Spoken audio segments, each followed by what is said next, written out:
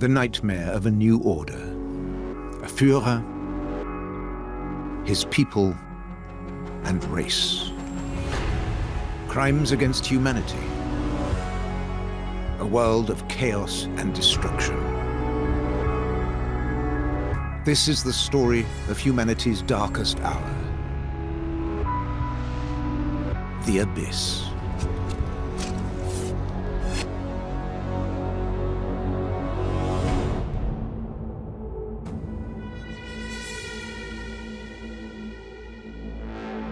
Stalingrad, at the end of January 1943, the German Sixth Army is encircled by Soviet forces. It's terrible weather, snow, freezing, no food. People are eating rats and mice and birds. I mean, just disgusting conditions. Terrible fighting, hand-to-hand fighting at the end. Hitler has been desperate for the symbolic success of crushing the city that bears Stalin's name.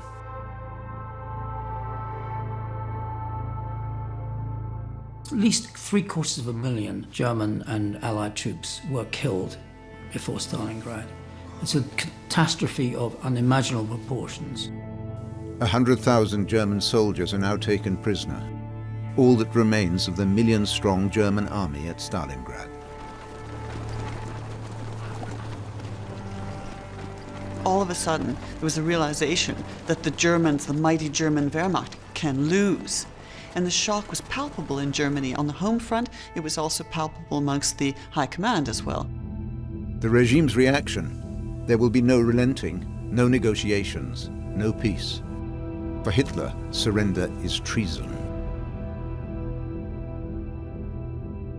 In the Nazi vision that Hitler has, it is a 1,000-year Reich or it is Armageddon. Either the German people are up for it or they're not. And if they're not, they deserve to be crushed.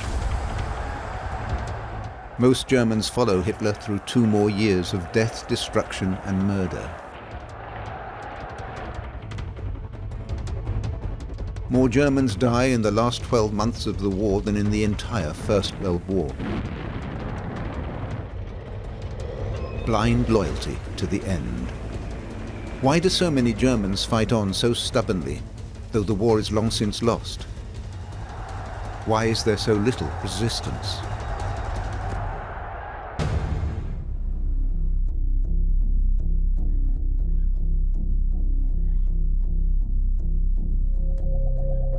Casablanca, January 1943.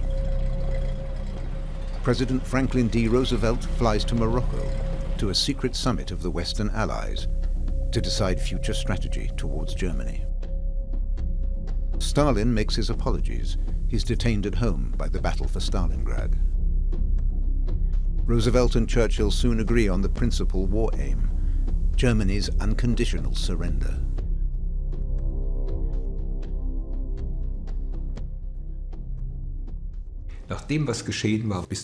Considering what had happened by 1943, that was the only alternative for Germany. Unconditional surrender was absolutely essential. This was a country that could not be trusted to find the strength to rebuild itself on its own, to transform the structure of the state, to purge itself. That was quite clear. The problem was that the Germans could say, after the equivocal armistice of 1918, we were stabbed in the back. So what Roosevelt wants is none of that the second time. No whinging about the peace, no wimping about it. The Germans are going to have to be shown that they have been defeated totally, unconditionally, without any doubt. For one German couple, unconditional surrender is a dreadful prospect. Christian Krause is a theologian, Margareta a teacher. Christian is given home leave to get engaged. That saves him from the final battle at Stalingrad. After they're married, their regular letters between Germany and the front express their determination to see it through. But they also reveal Christian's faint doubts. Margareta, on the other hand, is a fervent admirer of Hitler. On January the 22nd, 1943, she writes, "My dear Christian, you write that, Considering the critical situation we find ourselves in the war today, there's a possibility we may not win. When you say that, I find it somehow painful. One of our leaders once said, "Doubting final victory is treachery." And it is. Because a strong, victorious will, a powerful will to victory, can only grow out of a solid, unerring faith.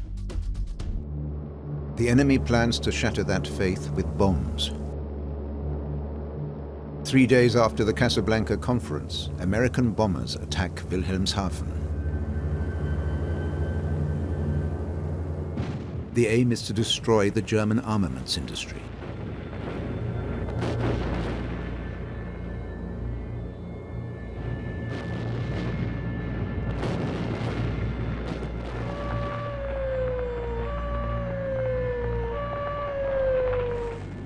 But the Americans and the British have a second aim, to break German morale with raids on civilians. The British believe that it must be extremely stressful to live under a dictatorship, and if they have bombs falling on their heads too, then the stress and dissatisfaction will become so great that there'll be a repeat of November 1918. That's what they want to believe. But of course it doesn't happen. A minimum of 500,000 Germans die in the Allied raids. Big cities like Berlin and Hamburg are the most severely hit. In these two cities alone, 70,000 die. But smaller towns like Düren, Wesel or Paderborn are also devastated. In 1943 and 1944, British and American planes dropped more than 750,000 tons of bombs on Germany. Propaganda Minister Goebbels uses the bombing raids to create the impression that the regime and the people are united in a shared destiny. In Mannheim, die schwer geprüfte Bevölkerung bekundet in machtvollen Kundgebungen ihren unbeugsamen Willen zum Sieg. Nazi propaganda stokes the people's anger by talking of terror attacks in order to create a siege mentality. The disaster of Stalingrad serves the same purpose. The regime's propaganda had to react in some way to this terrible defeat, and Goebbels decided on a kind of diversionary strategy by calling for total war.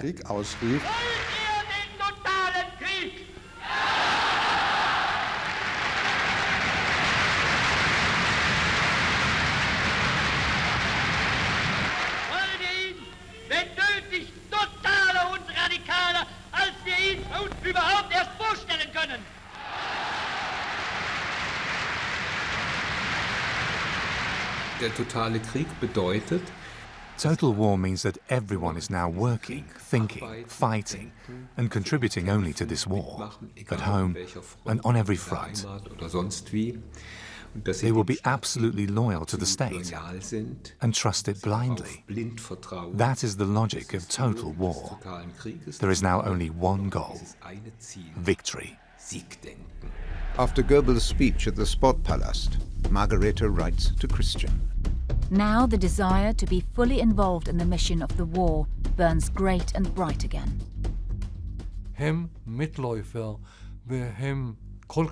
They go along with it, and so enthusiastically that the regime can govern without, or almost without, opposition.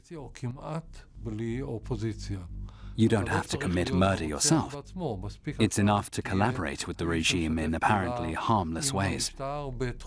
By doing that, you're helping the dictatorship achieve its ends. Total war reaches every part of German society.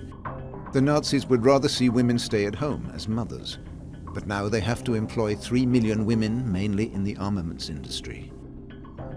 Ideological compromises are necessary in the interests of final victory.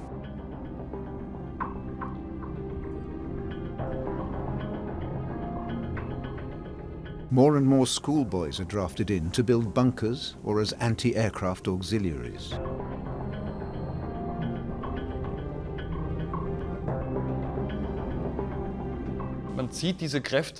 These resources are tapped to free up soldiers to fight at the front, because by spring 1943, almost 2 million German soldiers have been killed, and they have to be replaced. Hasso Pacina is a flak auxiliary. He and his friends help man anti-aircraft guns to defend Berlin against Allied bombers. The boys only receive a short training. It's deadly work, as the flak emplacements are directly targeted. And yet many of these schoolboys are highly motivated, especially Hasso Pacina. He and his family have been bombed out, their home destroyed. I was furiously angry at the people who were dropping bombs on Berlin, he remembers. The flak auxiliaries have never known any other government than Hitler's dictatorship. They are intensively indoctrinated in Nazi ideology. Hasso was born in 1928. He and his younger brother Heiko have grown up under National Socialism, and they spent years in the Hitler Youth. Their father serves the regime as a departmental head in the Ministry of Food and Agriculture.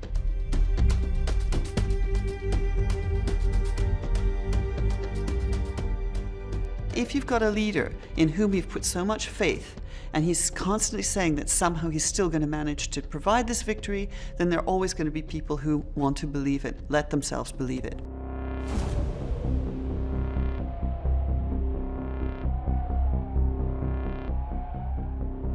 Hitler's soldiers aren't fighting alone. They're supported by forces from Romania and Hungary in southeastern Europe, and from Finland in the north. Without these allies, the advance towards Stalingrad would hardly have been possible.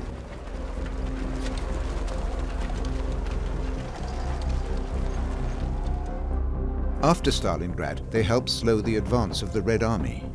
By 1943, every third soldier on the German side is not in fact German. There are 500,000 Romanians in the south, and another 500,000 Finns to the north. Romania's dictator Ion Antonescu visits Hitler frequently, competing with his despised Hungarian neighbors for Germany's favor. Hungary and Romania are jockeying for their share of the spoils of final victory. The alliance with Germany is motivated by anti-Semitism and anti-communism, along with the hope of future annexations in the East. But in reality, Hitler sees his allies as no more than cannon fodder.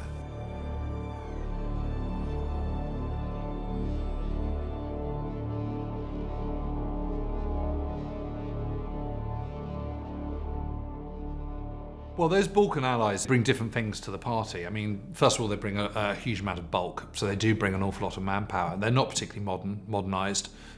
Germany makes very little effort to train them up. So it shoots itself in the foot again by having allies of which it is absolutely has nothing but other than military contempt, and making no effort to try and sort of sort them out. That's not the case with the Finns.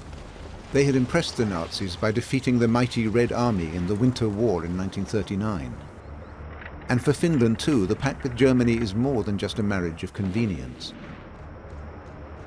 The democratically elected government in Helsinki is firmly anti-communist, and thus shares a central element of the Nazi program.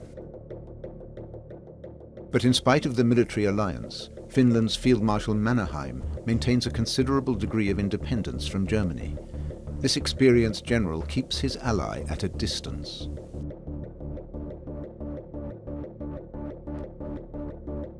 The Finns, under Mannerheim, have always been skeptical of Hitler and the Germans. And as the war progresses, and as the Germans do worse and worse, Mannerheim becomes equivalently skeptical.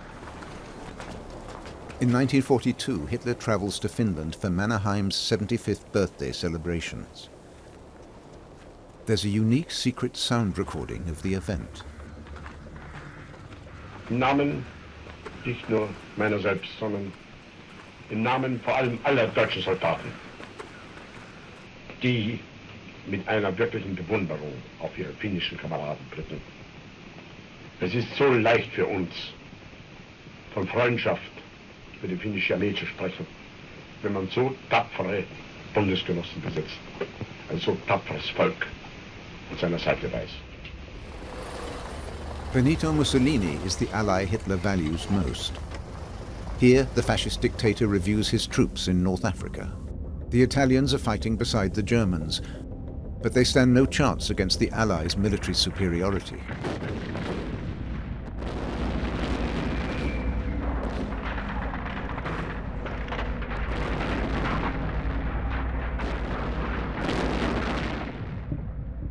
May 1943 brings final defeat in North Africa.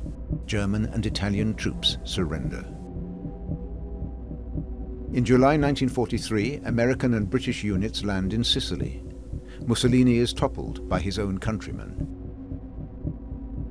Italy signs a ceasefire with the Allies, and German troops occupy the country. The people of Italy now experience Hitler's wrath. After 1943, Hitler regards all Italians as traitors, not only for betraying their National Socialist partners, but above all for betraying Mussolini, the Duce he so admires. Longer fronts to defend and fewer allies. Germany's strategic position is looking increasingly desperate. German divisions now fighting in Italy are missing from the Eastern Front. In July 1943, the Germans lose the greatest tank battle in history near Kursk. The Red Army forces Hitler's Wehrmacht into a long and costly retreat. The Germans have to hold Romania as long as possible because of its oil. Germany's strategy of a mobile war depends on it. Military strategy is primarily influenced by economic factors. And Ploiești in Romania has Europe's second biggest oil reserves. Deliveries of raw materials from occupied, neutral or allied countries provide essential supplies for Germany's civilian population and for the armaments industry. As well as oil, Romania supplies wheat and components for German factories. These supplies can be transported relatively safely to the Reich on Danube barges. Apart from Allied bombing raids, Germans in the Reich have very little to complain about in their daily lives. There are hardly any shortages. But that's because the occupied regions are being mercilessly plundered. One of the things that Hitler's very keen on doing is to make sure that the home population on the home front is treated well. In other words, food is taken from Ukraine and Belarus and other places to feed the population. His big obsession is that you keep the German people happy, then you're not going to have some sort of revolution, and that everything will be fine.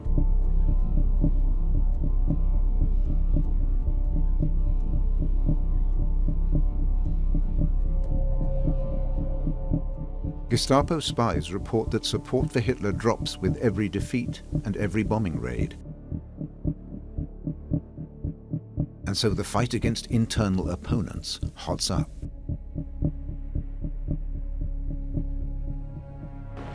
The Nazi state relies on terror and surveillance. Anyone who helps Jews or shares doubts about final victory must expect to be sent to a concentration camp. The Gestapo itself may be small in numbers, but it can rely on thousands of informers in the population. Denunciations happen daily in Hitler's Reich. There were certainly some people who acted out of conviction, who wanted to support the system and denounced dissenters for that reason. There were others who wanted to be obliging, or who expected to gain some personal advantage. And then there were those who thought it would make them more secure in an insecure situation, because they were afraid that if they didn't say anything, they would be accused too. The resistance group known as the White Rose are some of the best-known victims of denunciation. Hans and Sophie Scholl's group distribute leaflets critical of the regime at Munich University. A caretaker reports them to the Gestapo. 6 brave members of the White Rose are executed.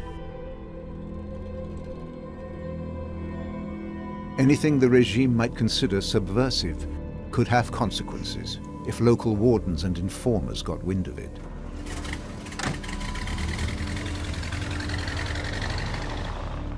There's evidence of that in the recently discovered records of the Hanseatic High Court in Hamburg, first published in 2019.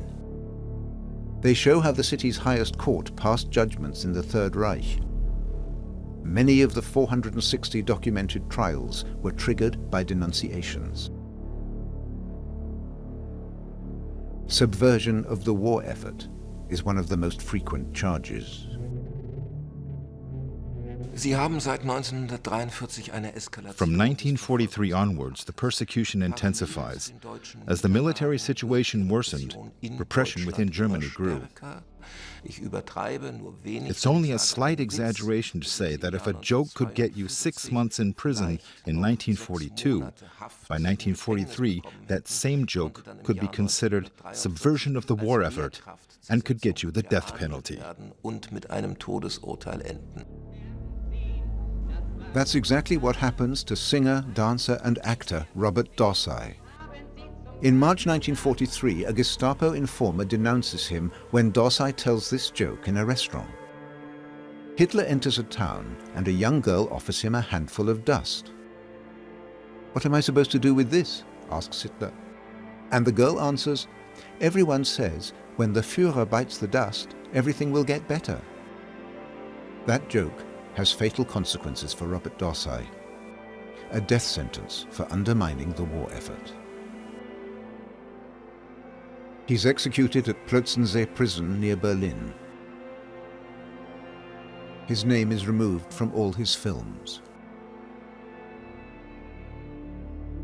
The Gestapo is only one of 7 departments of the Reich Security Main Office of the SS, which in all employs more than 50,000 operatives. One is particularly notorious. Otto Ohlendorf works for the Security Service, or SD. In the war, SD officials like Ohlendorf, a lawyer, command the mobile Einsatzgruppen, the death squads behind the Eastern Front. As head of Einsatzgruppe D, Ohlendorf is responsible for the murder of 90,000 people. He and other SD officials travel back and forth between Berlin and the East, where they mercilessly hunt down humans, especially Jews.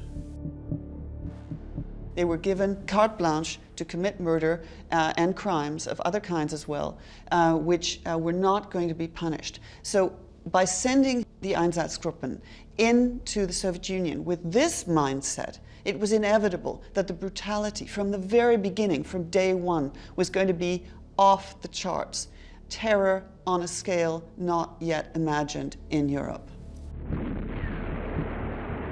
As the Red Army advances in 1943, the first German atrocities are uncovered. SS Chief Heinrich Himmler sets in motion Operation 1005 to remove every trace of the crimes. Mass graves are exhumed and the corpses burned on funeral pyres.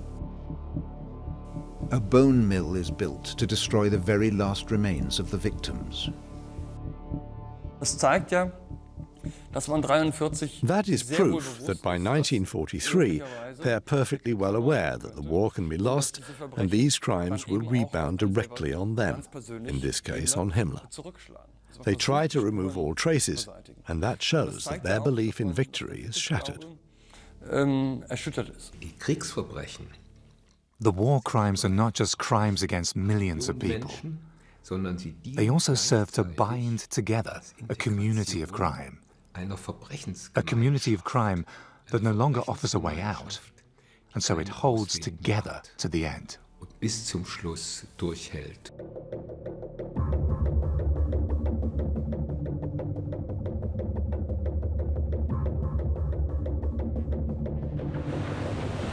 June the 6th, 1944, the noose tightens around Nazi Germany.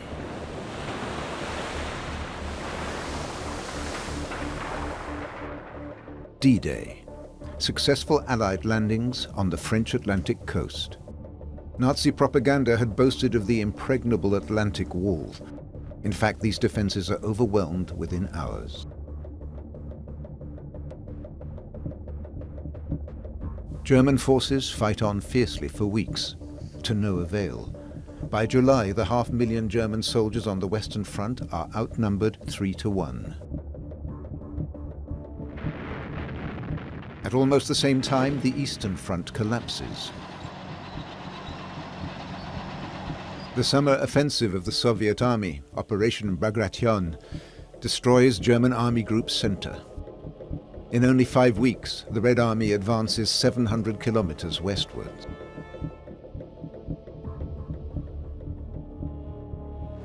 In mid-July, Stalin presents the results to the world, parading 55,000 German prisoners through the streets of Moscow, humiliating them in front of the newsreel cameras. While these pictures are being filmed, a group of officers around Klaus von Stauffenberg makes the last preparations for an assassination attempt against Adolf Hitler. Das Problem des Widerstandes war für diese Leute. The difficulty the resistance faced was their need to reach beyond the frame of reference of the German military in German society. They had to work against their own system. The idea of diverging from the path they had taken their entire lives was unimaginable. It took an extraordinary amount of courage that very few could find within themselves. Born into an aristocratic family, Stauffenberg grew up among his siblings in a castle near Stuttgart. He becomes a Wehrmacht officer and is at first well disposed towards the Nazis. But the prospect of defeat and the scale of the war crimes force him and his co-conspirators to act. Few of them are committed Democrats, but they have to stop Hitler by killing him. We would all like to have clearly defined heroes who only ever said and did positive things. Stauffenberg started off approving of the National Socialist system and was absolutely in favor of the rearmament of Germany. And he was enthusiastic about developments in Germany until 1939. That's to say, he supported National Socialist rule. And then you see a transformation, as he quite clearly recognizes that what is happening will lead Germany to disaster. Stauffenberg becomes the linchpin of the military resistance against Hitler. Shortly before they act, he says, "It is time for something to be done. Anyone who dares to do something must accept that he will probably go down in German history as a traitor. But if he fails to act, he would be a traitor to his own conscience." Stauffenberg uses his direct access to Hitler to smuggle a time bomb into the Führer's eastern headquarters, the Wolf's Lair. The bomb explodes, killing 4 people, but Hitler is only slightly wounded. Close to midnight that same day, Klaus von Stauffenberg and his closest co-conspirators are shot by firing squad in the courtyard of the Army High Command in Berlin. The Nazi People's Court holds show trials for others involved in the 20th of July plot. The death penalty is a foregone conclusion. Sie sind ja ein Schäbierlump! Zerbrechen Sie unter der Gemeinheit! Ja oder nein? Zerbrechen Sie darunter? Herr Präsident. Ja oder nein auf eine klare Antwort? Nein. Nein, Sie können auch nicht mehr zerbrechen. Denn Sie sind ja nur noch ein Häufchen Elend. Count Schwerin von Schwanenfeld is hanged in Berlin's Plötzensee prison along with almost 90 other conspirators. The July plot is the last of more than 40 attempts to kill Hitler.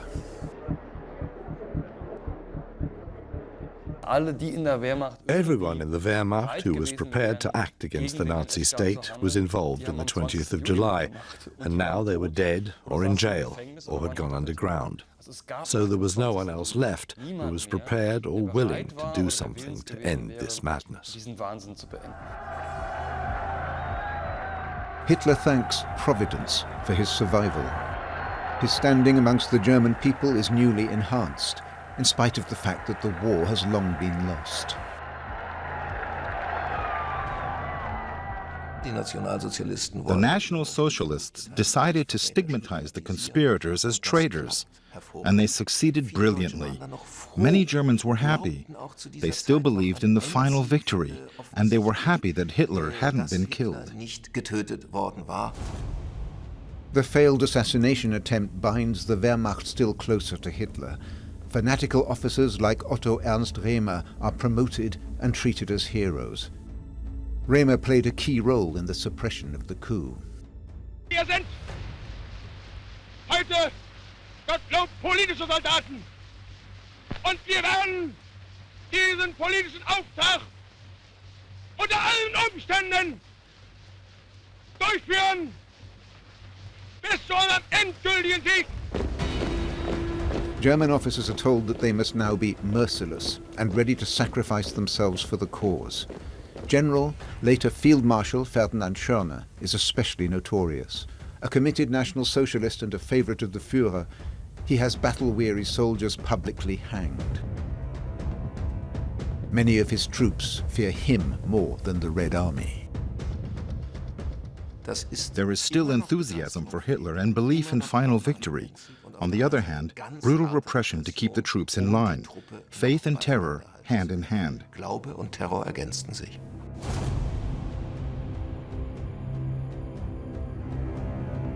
Flying court-martials seek out real and alleged deserters. Altogether, 20,000 German soldiers are executed in the Second World War. In World War I, the total was 48.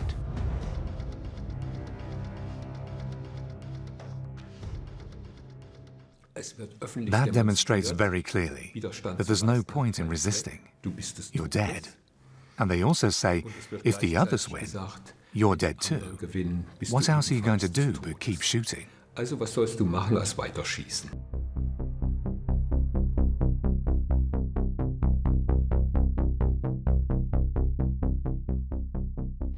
Summer 1944.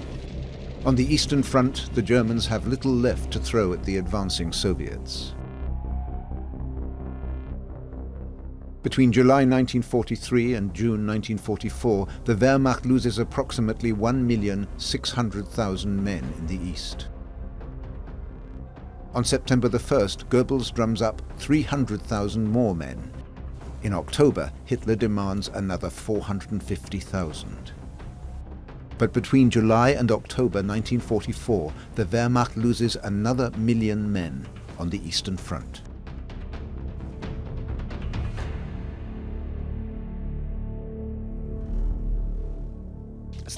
These are gigantic losses, incomprehensible numbers, and of course the generals know that. But at no point do they say, we've got to stop. In autumn 1944, Finland and the Soviet Union agree a ceasefire. Following a coup, Romania changes sides and stops delivering oil to Germany. In Hungary, the Germans install a Nazi puppet government. They're known as the Arrow Cross Party. With their cooperation, the SS deports more than 500,000 Jews. Hitler wants to continue the war at any price. Germany's last resources are mobilized, the Volkssturm.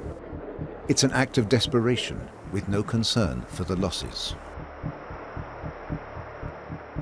Ich schwöre bei Gott diesen heiligen Eid.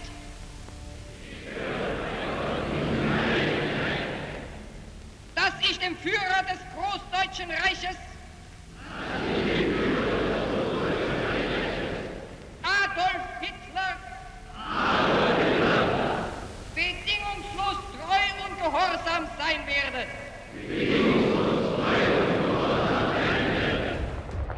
The Volkssturm mobilizes 60-year-old men and 15-year-old boys, poorly armed and barely trained. It's interesting that the Volkssturm is under the control not of the Wehrmacht, but of the party. It's another example of the way the party controls society, and the belief that it's better for morale if the party is in charge. Now it's fear above all that holds Germans together in this futile war. Fear of defeat, fear of Gestapo terror, and fear of the coming punishment for Germany's crimes. The only thing that can save Germany now, many believe, is the much vaunted final victory. Sie alle sind bereit, den deutschen Schwur zu erfüllen. Sterben kann ich, aber Knecht sein und Deutschland geknechtet sehen, das kann ich nicht. The people believed what Goebbels told them. That is, there is no way back. They won't forgive us. They'll kill us all. We have to fight on, because we have no choice. 6 million young and old people could theoretically be drafted into the Volkssturm, but then they would be missing from the factories. Armaments Minister Albert Speer is competing for workers too. Allied raids are constantly hitting factories and the railway network. Nevertheless, German war production reaches its peak in 1944. The Germans solved the problem by using millions of forced labourers. Concentration camp inmates are forced to work in inhuman conditions in the armaments industry. Between 1939 and 1945, more than 10 million people are forced to work in Germany. In August 1944 alone, there are almost 8 million forced labourers. 5.7 million civilians, 2 million prisoners of war, and 400,000 concentration camp inmates from all over Europe. The slave workers from concentration camps suffer terribly in the final phase of the war. Many camps, many arms manufacturers certainly couldn't have kept up production in 1944 without these workers. Mittelbau-Dora concentration camp in the Harz Mountains. It's an extensive system of tunnels excavated by the prisoners themselves under terrible conditions. This is where the V2, Hitler's so-called miracle weapon, is built. More people die in its construction than in its use. The situation was so terrible that the first prisoners who came to Mittelbau-Dora didn't see daylight for months. They had to sleep in the tunnels too, which was particularly debilitating because of the climatic conditions and the lack of daylight. That, and the inadequate rations, naturally led to epidemics and extremely high death rates among the prisoners.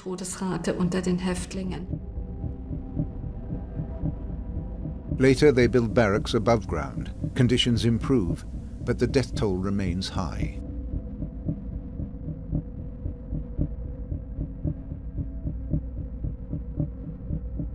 Léon Delabre, an artist and member of the French resistance, is a prisoner at Mittelbau-Dora. He records the conditions in his drawings.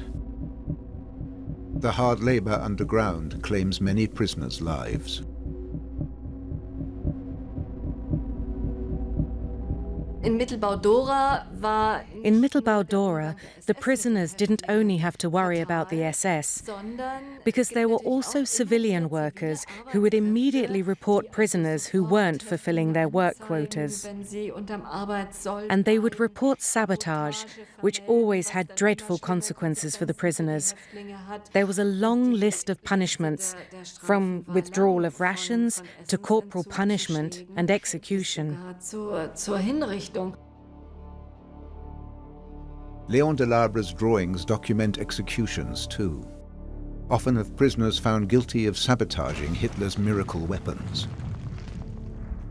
But survival means continuing to build weapons for the Nazis. It's a terrible moral dilemma.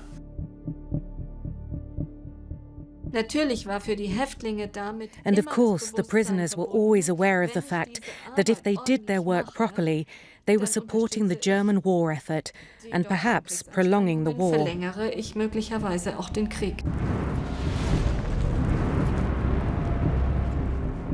V2s are deployed from autumn 1944. It's the start of a new era in warfare, but their effects in the Second World War are limited. In total, V2s claim 8,000 lives, principally in London and Antwerp. More than 20,000 people die building them. Nazi propaganda turns the V2 into the weapon that will change the course of the war. And many Germans still believe it. Christian writes to his wife Margaret from the Western Front. Since my last letter, the war has reached a decisive turning point, and this new weapon has decisively reinforced our confidence in victory.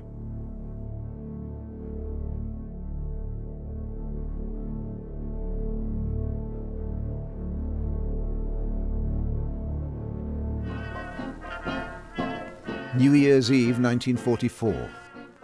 An SS unit and their friends celebrate as though nothing untoward were happening.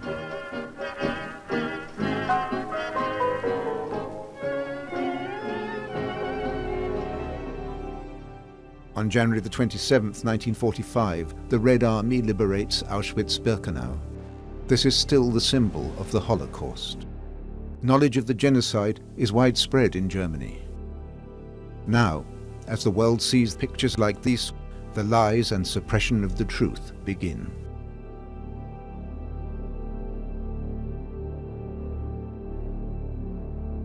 The Germans are perfectly aware of the crimes they've committed. If you are in the Wehrmacht, certainly if you're in the SS or the Waffen-SS or had been a member of an Einsatzgruppen or you'd worked in any of the camps, so especially the extermination camps, you knew perfectly well a level of bestiality to which the Germans had sunk in Eastern Central Europe.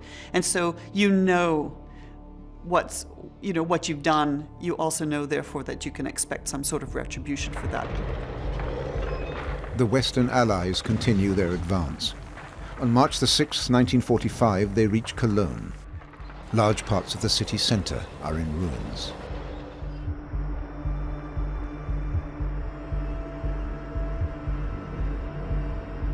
Christian writes from the Western Front.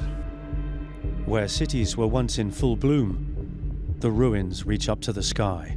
This war is our destiny. We must accept it. And it is proof of our unique greatness that we are not prepared to give in to our enemies, death before slavery. We must be mature enough to deserve victory, or to accept death. In the east, the Red Army is nearing the territory of the Reich. Many of its soldiers have lost family members in the German atrocities. They want revenge. Much of Germany's population flees westwards. In mid-March 1945, Hitler orders retreating German troops to destroy bridges, railways, and water mains within the Reich. The rest of Europe is already devastated. המדיניות של היטלר כמובן מכתיב של מלחמה עד החורבן, עד החיסול, Hitler's policies inevitably lead to a war of absolute destruction that ends with the events in Germany in May 1945. That is a terrible tragedy for the entire civilian population of Germany, and also a terrible tragedy for the other countries. In Poland, the Wehrmacht leaves behind appalling devastation. Hitler, at the end, he had absolutely no mercy for the German people and was telling Albert Speer and others to inaugurate the Nero order, where everything was to be destroyed so that the German people themselves would go down in this Götterdämmerung. On April the 14th, 1945, US troops reached the village of Gardelegen, east of Wolfsburg. Shortly before, SS men had locked more than 1,000 concentration camp inmates in a barn and set fire to the building. Gardelegen is the end point of one of the so-called death marches. Surviving inmates are forced to walk to the west before the Red Army can liberate their camps. They are to serve as a continuing source of labor and as bargaining chips. Many die on the way or are shot by SS guards. The truth is, we don't have a clear answer about why it happened. The people who finally decide what happens to the prisoners are the guards who collect them from one place and take them to another. From their point of view, the work and Himmler's aims are irrelevant. They want to get rid of the prisoners, go home, and get away from the Red Army and the US Army. And so they murder these people in huge numbers. Many of the prisoners are exhausted and have no food. The SS guards show them no pity. The last chapter of the Holocaust takes place on German roads and streets, in towns and villages, in front of everyone's eyes.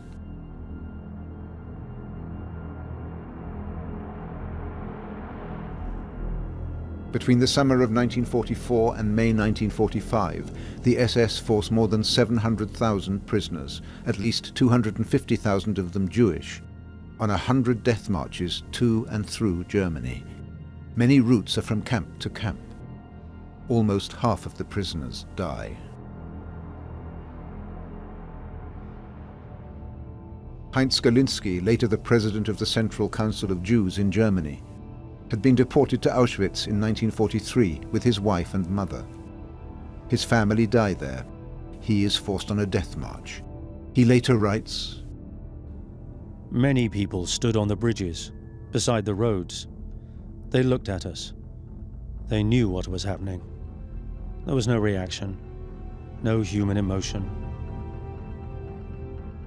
Knowledge was very, very widespread, and I think this post-war myth, we knew nothing about it, is a self-defensive statement. So it is always something which is truly evil, which is a little bit further away from where you actually were or what you might have known about, and it's turning a blind eye, learning to look away, learning not to register the evidence that is around you. Heinz Galinski is herded first to the camp at Dora Mittelbau, and later to Bergen-Belsen, the final destination of several of the death marches.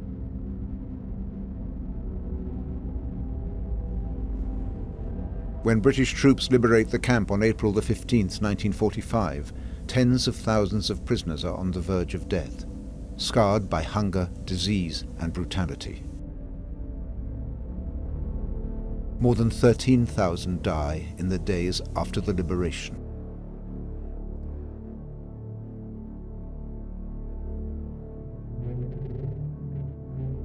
At the same time, many Germans are still talking in all seriousness about final victory. The top ranks of the military, the party, and the SS agree that there can be no surrender. On April the 21st, 1945, Soviet forces reach Berlin's city boundaries. Hitler's entire political system was based on that single principle, victory or ruin. And it succeeded in using the crimes to that end, building on the fear in the German population, their awareness that all the bridges had been burned, making all that clear, and so maintaining the inner cohesion of society. Margareta remains faithful to Hitler to the end. The Führer is there where the danger is greatest. He is true to himself. Should we not be true to him, unto victory or ruin? We have no choice. We must fulfill the destiny he offers us, with our bravest hearts, with the best that we are. Loyal, upright, neither hesitating nor wavering. As Berliners prepare for a terrible door-to-door struggle, many are still deceived by the dream of a final victory. Meanwhile, Hitler's henchmen are murdering the last members of the resistance. It's senseless. They can hear the thunder of Soviet guns as the last prisoners are shot on April 30th, 1945, immediately before the liberation of Berlin. This is probably the last photograph of Hitler, taken in the inner courtyard of the ruined Reich Chancellery. In the night of April the 29th, 1945, he marries his longtime companion Eva Braun in the Führerbunker. The next day, he shoots himself. Eva Braun swallows cyanide.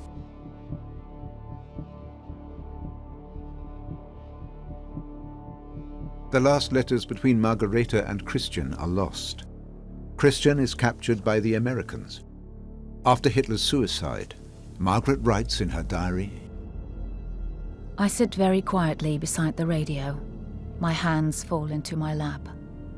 Oh Lord. And then we know. That is, our ears hear the news. Our mind absorbs it, but the heart refuses to understand. A great, infinite emptiness gapes before us. The German people without the Führer. Is this the end? Is there any way out of this desperate situation? For Margareta and Christian, there is a future.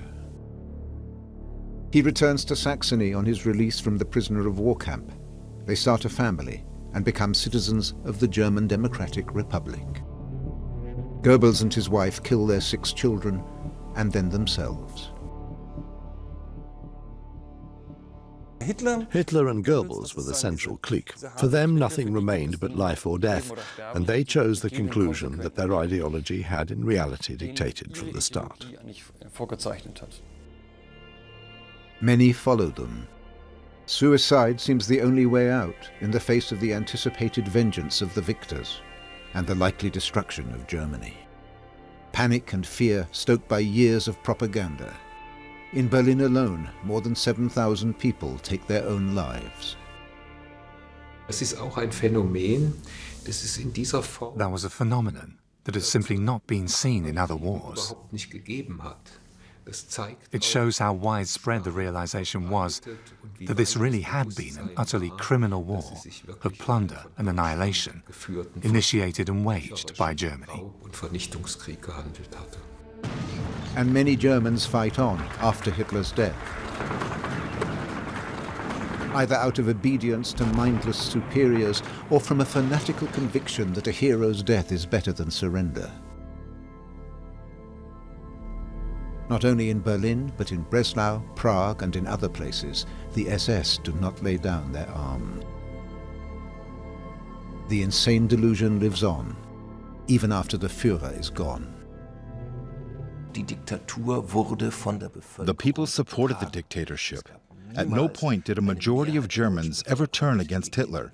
It was always a very, very small minority of the German people who turned against him and who understood what the dictatorship had turned Germany into. The Nazis' projected 1,000-year Reich has lasted just 12 years. It leaves behind a world in ruins and a Germany stigmatized as the land of the guilty. Death, Holocaust survivor Paul Celan wrote, is a master craftsman from Germany.